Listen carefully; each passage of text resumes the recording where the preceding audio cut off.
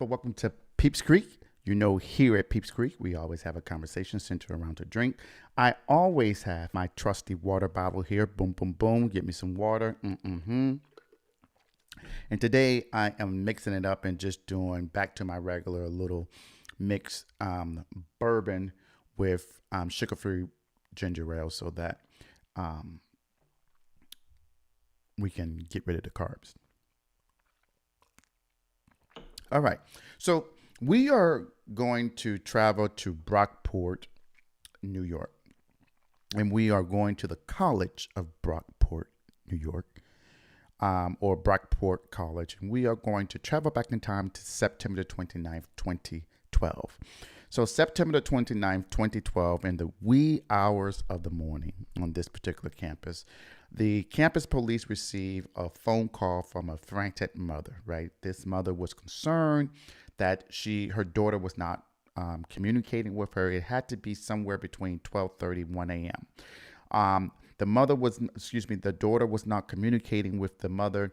The mother contacted one of the daughter's closest friends, and that closest friend, I believe her name was Samantha, and she was asking Samantha, have you seen my daughter, right?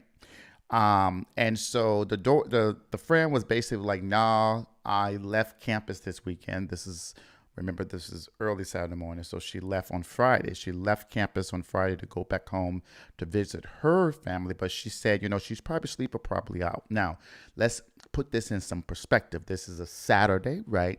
On a college campus. So 9 times out of 10 from Friday night into Saturday morning, there was some partying going on. And people were going to express themselves, have fun with one another, right? All right. So it's not unusual, right, that a 19, 20-year-old is not up in the middle of the night texting their parents, right, when they're out as an adult or semi-adult, right, living on their own on campus, right? And the particular mother was looking for her freshman daughter, right? And so this is an opportunity, to talk about, the beauty of leaving one's home for the first time, right? You graduate high school, you want to do X, Y, and Z and go to college, and you go away for the first time away from your parents without any supervision. And so you technically become an adult, right?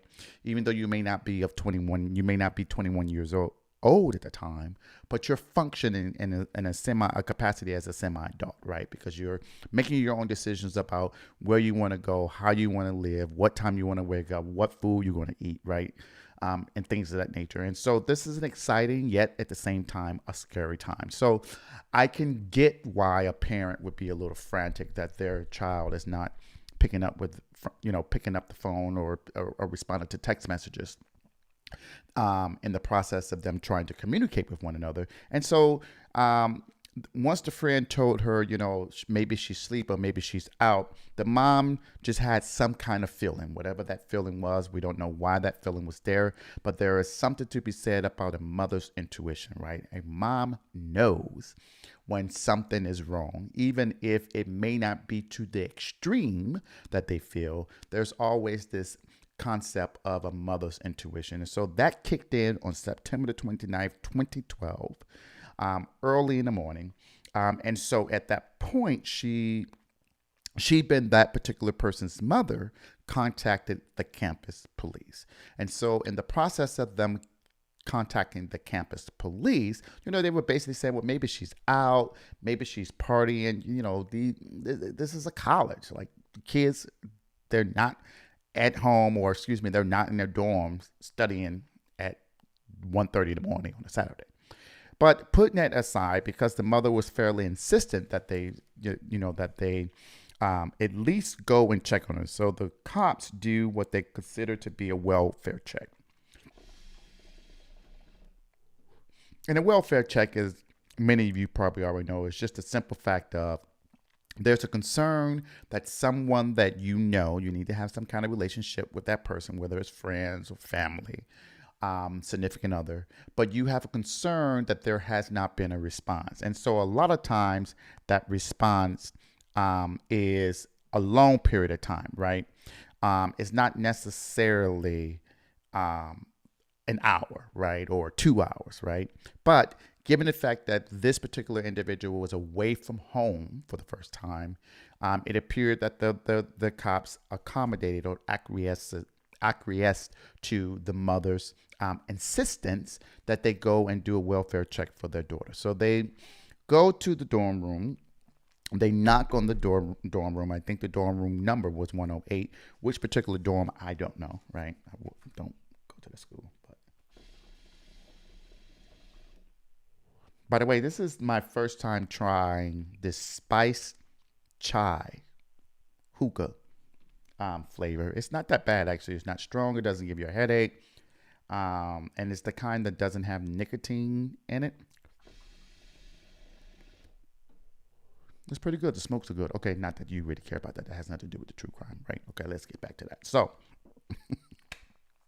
So they knock on the door. There's no answer, right? And so, again, we're talking like 1:30 in the morning, right? 1:30, 2 o'clock in the morning. And so they knock on the door. There's no response.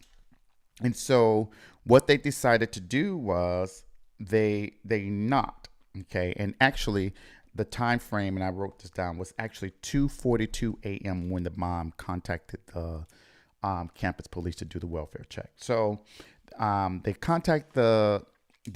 knock on the door. There's no response. So one of the cops who was there was a concern that, okay, well, maybe, just maybe, the door is open, right? And not necessarily concern, but sort of like an intuition as well. Maybe the door is open. Sorry. And so they go and they push the door open. The reason I'm looking down is that I want to get something that I want to play on here so you all can hear it. But I'll do that in a moment. And so they knock on the door, no response. And so they open it, or try to attempt to open. And so then when they open the door, which it was open, it was unlocked, they are shocked to see what they see. What they see is blood splatter is everywhere. I mean, it's on the walls, it's on the bed, it's on the pillow. There are bloody footprints in the dorm. And in the center of the room is a female who's lying face down. She has dark hair. And it's unclear immediately whether this individual is deceased or just badly injured. Something had occurred, though, right? There's blood footprints going towards the restroom where they were. So one of the other females who lived in this particular dorm just heard this man screaming for help, like, help, help, help. Okay, whatever. And so she gets a little nervous because, first of all, it's early in the morning. Secondly, is a male randomly just screaming. And so what she does is what any sane person in that situation would do, is look through the peephole to see what's going on, right? And she looks through the peephole, but then she realized that it is an officer. So the officer is asking for help, and then what he does is that he phones another officer, or at least dispatch for another officer to bring an AED, and that's a defibrillator, right? Because at this particular point, we don't know if we needed to give some kind of special assistance, some CPR, do the shock to see if we can assist with this individual. And so there's nothing but commotion in the dorm room. Like, the students are confused about what's going on. Like, why is there some random person in here screaming? And you know, how do you deal with this in the middle of the night, waking up groggy, probably, right? Trying to figure out what's going on. And so when the other officer arrived, it becomes apparent that the AED is not going to be helpful for this particular individual who's lying there, right? And so it's unclear who the person is, right?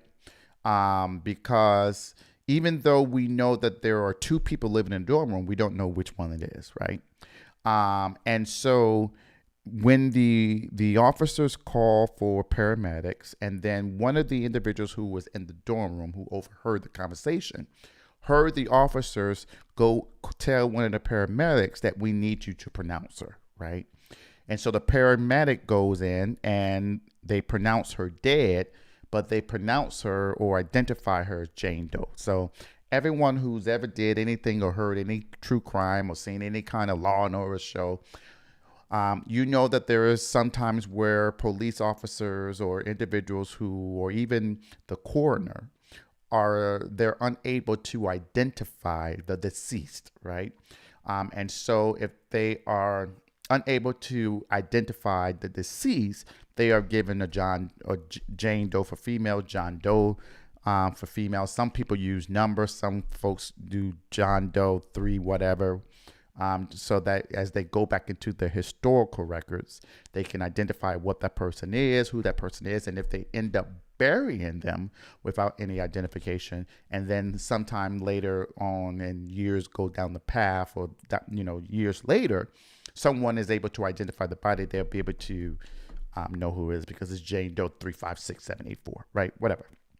Okay, so we don't know who it is, and you're probably wondering, why don't they know? There's two people who live in the damn dorm. Why don't you just figure out, or in the dorm room, figure out who it is? Oh, so part of the problem is that there's two folks that live there. There's an Alex Kogut, Kogut, and then her roommate, I think it's Kelly. Her roommate name is Kelly Stevens, and so, but they look alike, right, on the picture. So the cops are able to see pictures of themselves. And when I say themselves, the two girls, they're posting pictures of themselves. They're one of the girls who the mother had called about, Alex Kogut, she's blonde. So they didn't think it was this girl lying in the middle of the floor, because this girl is brunette, So at this particular time, they're trying to reach the other roommate. They know that one person is deceased. And so immediately the cops are starting to thinking, okay, maybe there's some issues here. Maybe someone attacked both girls and took the other girls hostage and left one dead. All right. So they're trying to navigate through this. And so they begin talking to some of the dorm individuals, people in the dorm. And they find out that one of the girls who lived in that room was having a guest that weekend. That weekend guest was Alex Kogut's boyfriend, right? His name was Clayton Whittemore, okay? And so he had come up on the 28th. In fact, he had come up at the time that Alex was out on a swim meet. And so when he arrived on campus around 4:30 p.m., she was still out. And so there's evidence that she sent him a text message apologizing that she wasn't there on time when he arrived. And he basically was like, no, that's okay, baby. It's all good, right? All right. So folks are also saying, okay, they knew that he had come up. So what the cops then are trying to figure out, okay, is he in danger? So not only do we need to find the other person who obviously live in the same dorm with the other person who's in the middle of the floor deceased, we now need to try to figure out where's this Clayton Whittemore, right? All right. So folks start asking in regards to, did they see, the cops start asking, did they see Alex? Have they seen Clayton? And so what happens is that some of the girls in the dorm tell them, yeah, we saw them earlier that day. And, they were hanging out. We saw them at a party, right? And in fact, the police saw Clayton early that morning, because Clayton and Alex were walking from a party sometime after midnight. And Clayton had an open container drinking beer can, and he passed by a campus police, and the campus police basically said, look, yo, you know that you're not supposed to be having an open container on campus. We're going to have to give you a citation. So they gave him a $100 citation. From the accounts of the officers, he was cooperative. He was respectful. He received the citation. Then as they walked past, one of the officers saw that he actually threw the container down on the ground. And so at that point, the officer yelled back at him, was like, yo, you want another ticket, bro? Because that's another $100. So Clayton, for all accounts, of the two, at least the two officers who had cited him, basically said that he was cooperative again. He picked up the beer container and he discarded it elsewhere. All right, so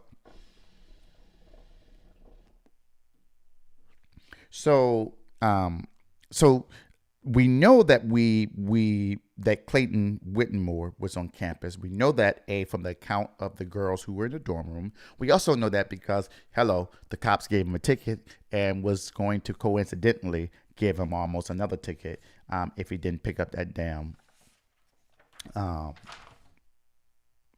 can of beer that he was walking around. I don't know why you drinking beer anyway. You see what I'm drinking here. Boom, boom, boom, baby. All right, but everybody don't like liquor. All right, so then the cops try to, figure out what's going on. I've said that, right? And they're also trying to figure out the relationship between Alex and Clayton. So they begin asking people, what did you understand about their relationship? And for all intents and purposes, everyone thought they were in love, right? In fact, just some brief background, Clayton and Alex, they were dating for a year and a half. Clayton still lived in New Havenport, where Alex also used to live, right, before she went away from college at Brockport, which is almost about 2.5, 3 hours away, right, from New Havenport. And he was going to community college. She was at Brockport College, or New Hartford. I said Havenport, New Hartford. Okay. They met when she was in the 11th grade. He had already graduated. So she's 18, while she's in college. So they met when she was about 16 and he was 19, something like that. So he's somewhere between 2 to 3 years older than her. Both of them were athletic in high school. They enjoyed the different sports. She was in swimming. He was in hockey.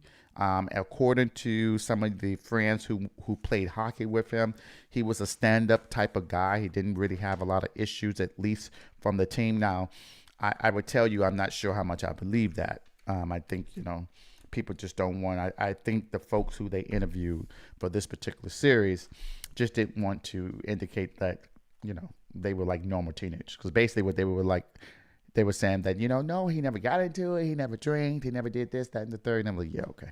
Now, I could see that, right? Because I didn't. My first drink was when I was 21. So I guess I could see that. But still, not the way he was walking around like campus throwing down beer cans. So I think maybe he was drinking, but putting that aside. But anyway, so everyone thought that the two were in love. The cops were trying to figure out more about him, so they contact Alex's mom, who had called them as well. And, she basically was like, we don't have any problems with him. We don't see him doing any harm to anyone. And so, he came here before he came up. He got a care package for Alex. And we even gave him like $20 for gas, right? So no one had any issue, right, that there was going to be an issue with Clayton, right, or with Alex. So the cops are still operating under the assumption that someone harmed one of these girls, and they probably not only have the other roommate, but they probably are doing something with Clayton. Okay, now, the cops find out at 12:13 a.m. Alex tweeted, should have known. That's all she tweets. She doesn't follow up with it. She don't come back and say, this is what this means. So no one at this particular point of time knows what it means. Her friends who will follow her on Twitter, maybe have some presumptions about it. And so as the cops were investigating the matter, they asked individuals, do you know what that might have meant? And so a few folks were saying, yeah, they had a great relationship, but for whatever reason, this weekend they did seem to get into it a little bit. And part of the reason they got into it is that the aspect of having a long distance relationship, right? Alex is in Brockport, 2.5, 3 hours away. Um, Clayton is in New Havenport, or I keep saying New Havenport, but I don't think that's the city. What did I just say? It is Hartford. I don't know why I keep wanting to say Havenport. He's in New Hartford. And so there's tension that they are not fulfilling their promise to each other. The promise to each other is that we're going to be in this long distance relationship. We're going to work it through. We're going to act as if we don't have any distance between us. That means we're going to be communicating effectively. We're going to be talking all the time, FaceTiming if there's some kind of video. I don't know. I don't think they have FaceTime at the time, but some kind of Skyping or whatever. And we're going to be committed to each other, right? And so folks were saying that they were kind of arguing about that, but no couple is without their flaws. No couple is infallible. I don't know any couple that is that don't have any kind of arguments. Okay. All right. So, all right. So around 3 a.m., there is a call to a neighboring police dispatcher, and that is in Oneida County, which is about 3 hours away. And there was a call from a dad. Okay. And what I want to do is actually play that phone call. So give me one moment. Yes, my name is Whittemore. I'm at work, and my son Clayton, who's a teenager, 21 years old, just called me and told me he killed somebody. Okay. Now, the audio is kind of bad, but for those of you who did not hear that, it is basically saying that this person's name was Scott Whittemore, and he's calling because his son, Clayton Whittemore, just called them and said that he had killed someone. All right, now let's put a pin in it. All right, so the Oneida County dispatcher does not know what's going on 3 hours away at Brockport College campus, right? What he hears is that there's a father who contacts him to say that his son contacted him while he was at work and said that he had killed someone. So that's what we have going into this particular situation. All right. So he also says in this recording, when he calls for 911, the father, he also says he doesn't know where this occurred. He doesn't know where Clayton is. And he also said or indicated that his son was stating that he wanted to kill himself. And so the son apparently had asked his father, Scott,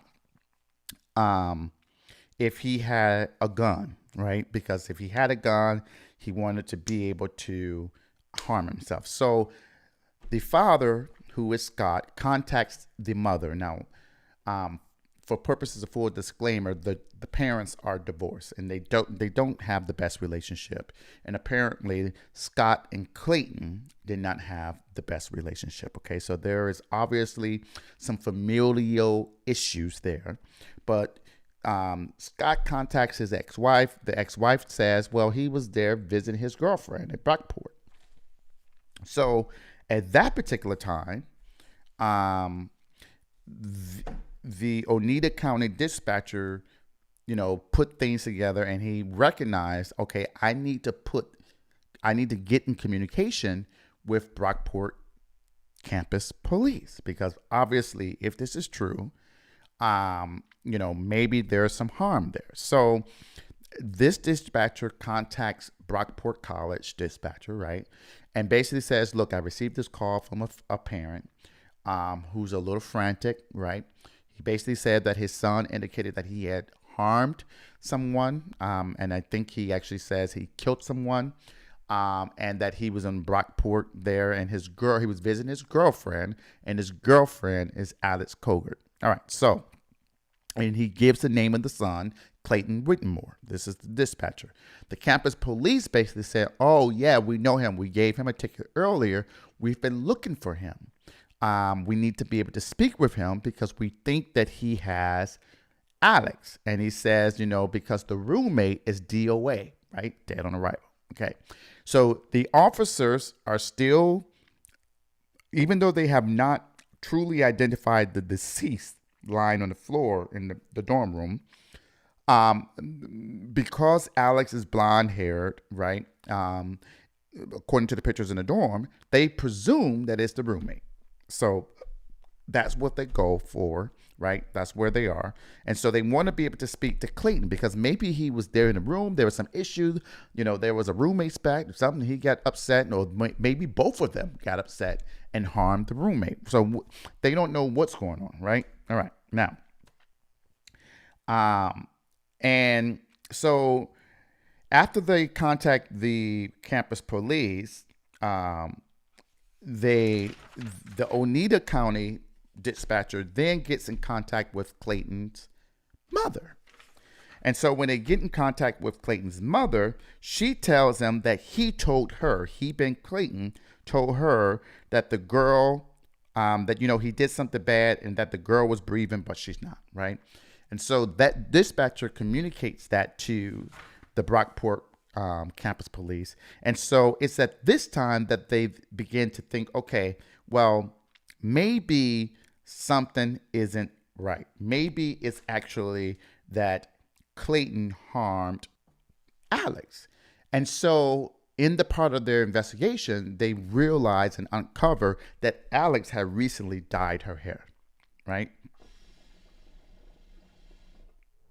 And not only that, the roommate gets wind of what's going on, and the roommate finds the police officers and basically saying, look, I was staying in another dorm room that night. So process of elimination, the fact that Alex had dyed her hair, the roommate is apparently alive and well.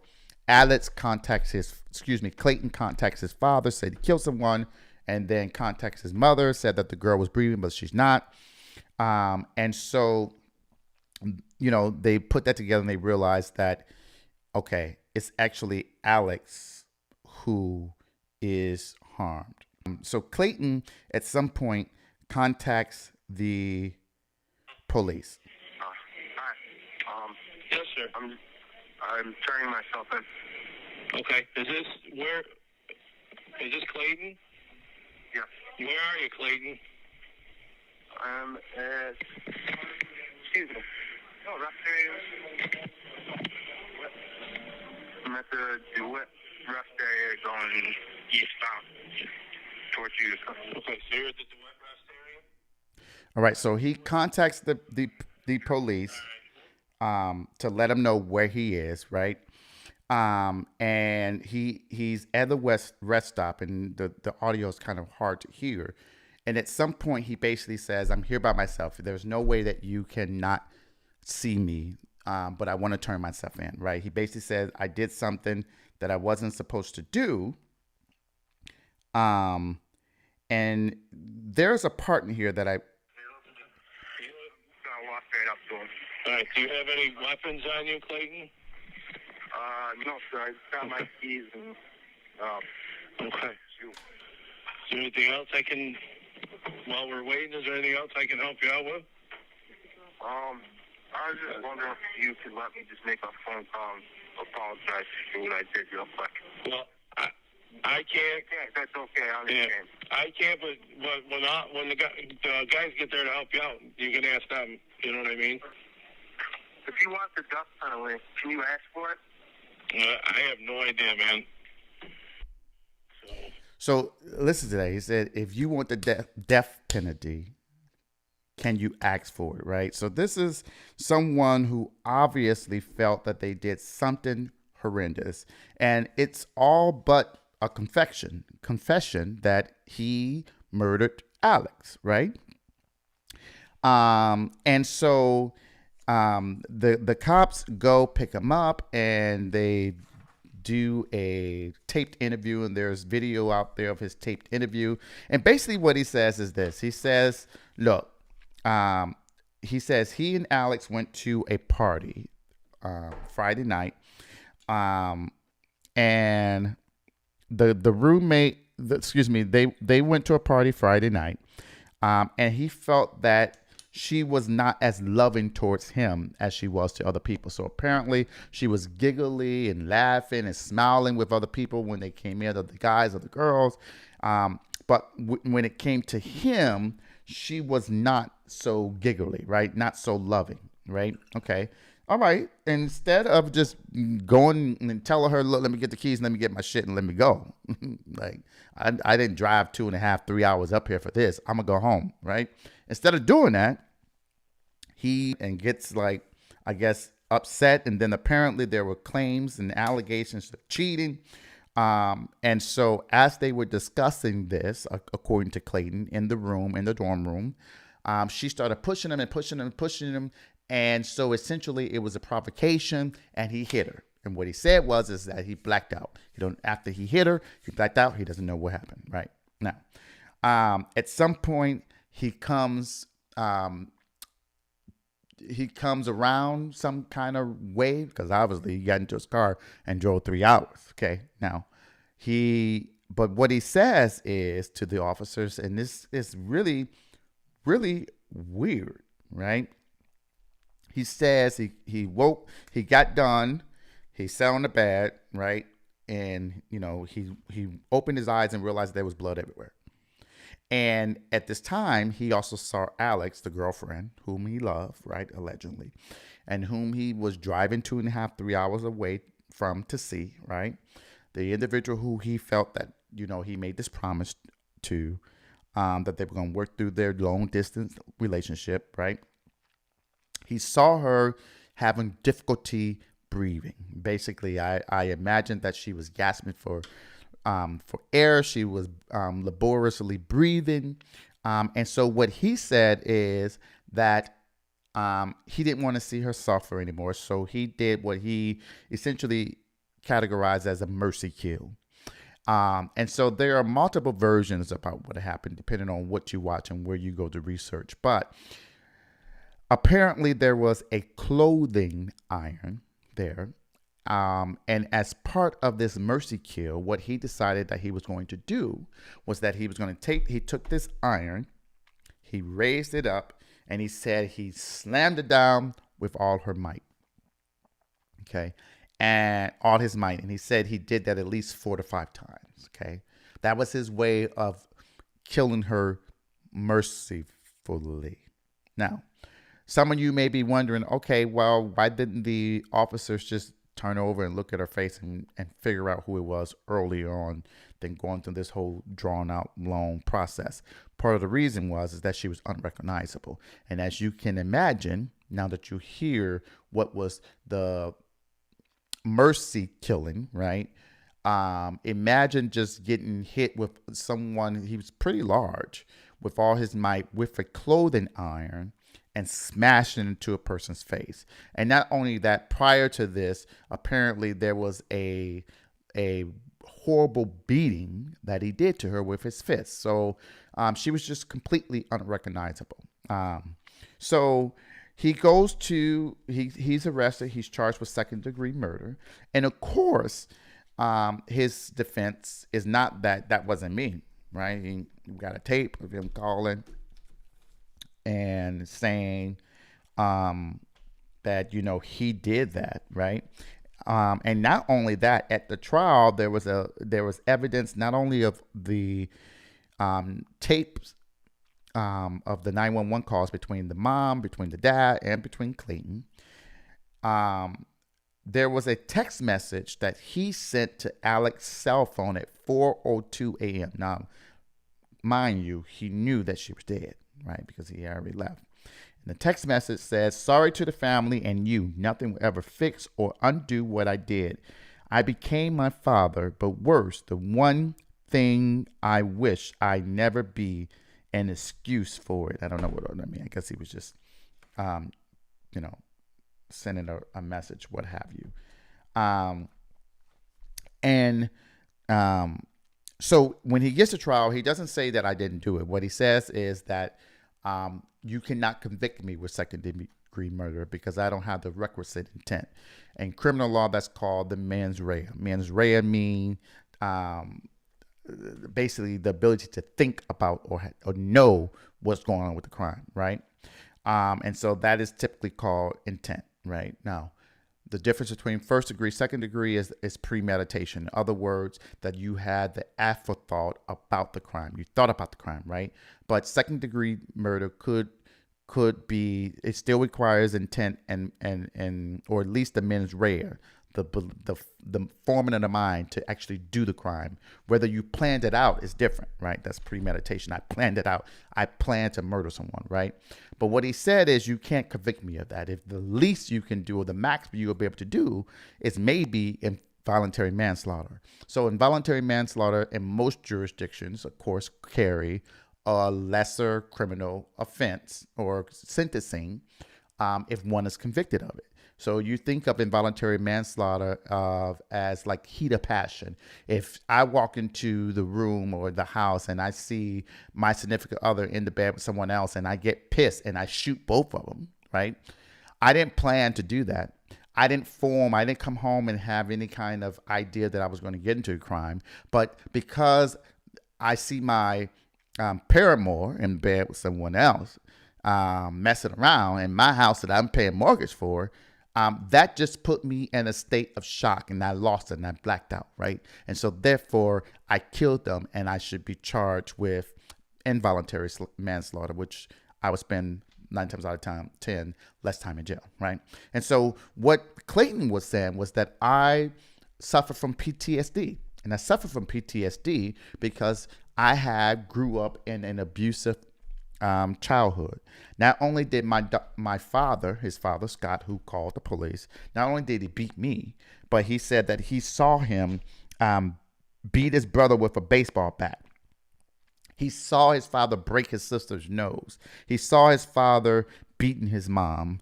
And that caused him to have PSD when it comes to people who he loved, right? Being violent or mistreating him. And in essence, what that argument is and that defense is that Alex, while she was pushing him and allegedly hitting him, right, that caused him to have a break in his psyche because it made him go back into time to realize that someone he loved was harming him and breaking his trust. And so he was using that as a defense to say, there's no way that you can charge me with second-degree murder, right? Now, the prosecution, however, was able to go back and reach back into time. Now, remember, we talked about this on several episodes. There are things that you do or have done or may have done in your past, right, which you may not have been charged for. But if it is related to the issue that you are now in trouble with in the criminal law, right?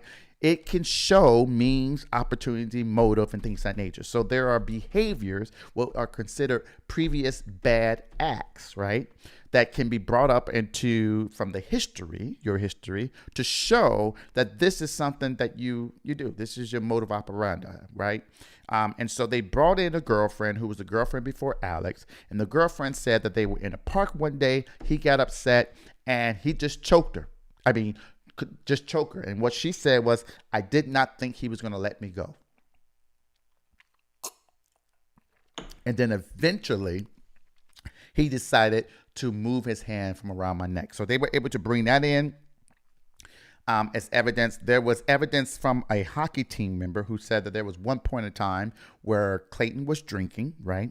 See, look at the beauty of being able to navigate through our legal system and listen and figure out how you bring in evidence for certain things. But they were drinking, and keep in mind that on September the 29th, 2012, in the wee hours of the morning, Clayton was given a citation for having an open container. So there you have that connection, drinking, right? The hockey team member indicated that when they were drinking, Clayton pulled out a knife and just was standing there all wild towards people. And one of the hockey moms had to come in and really de-escalate that situation. So they were able to bring that in to show that, he has a history of doing things like this, of being violent, and that's not necessarily indicative of PTSD, and nor should it be an excuse to minimize the charge that he was going to be receiving, second-degree murder.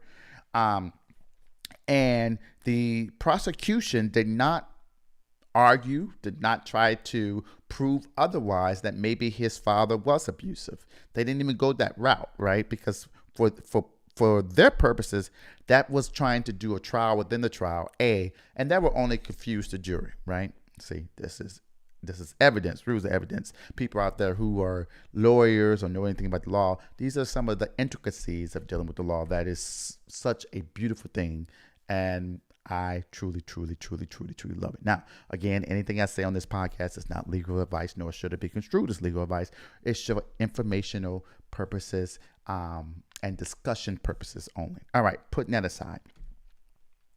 And also what the prosecution was trying to do was bring in about 20 or 30 voicemails. And there were 20 or 30 voicemails from Clayton that he left to Alex, that Alex saved. Those voicemails were threatening voicemails. He was calling her slut, skanks. There was some voicemail. I wrote it down. Hold on, let me see what it said. Oh, there was one voicemail. Basically, he said, "Don't waste my time, stupid bitch. I'm going to kill you next time I see you." Okay. Now, ultimately, the judge decided that he was not going to let any of those voicemails in. Some of you might be wondering, okay, why not? Hello, he let in his other stuff. Why did he let that in? And some of that is related to, again, the rules of evidence. The beauty of it is that there's some information that is, or some evidence that is actually on point, on par, with the crime that's been charged, as well as the evidence that needs to be presented in order to substantiate that crime.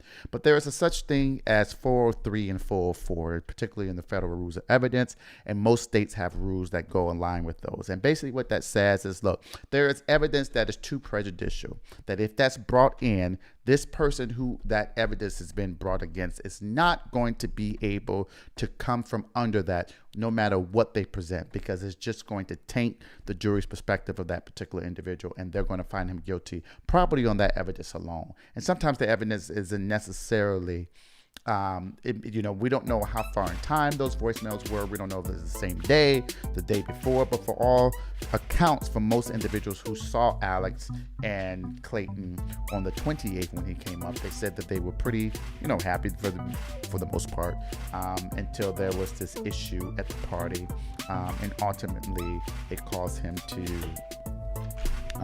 murder her. So that's the episode. That's episode 53, Distant Lover. Right?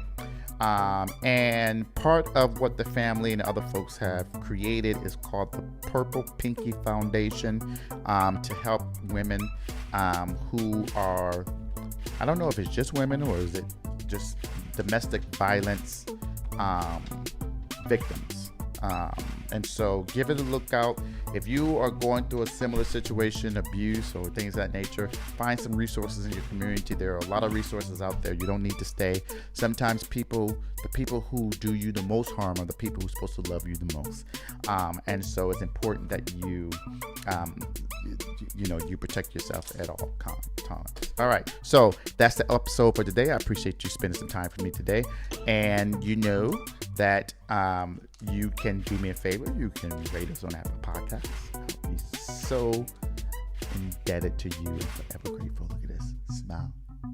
Or if you look at us on YouTube, you can listen, comment, and subscribe. That would be great as well. Whether the comments are good, bad, or indifferent, bring them on. It's okay. It's only going to make me better.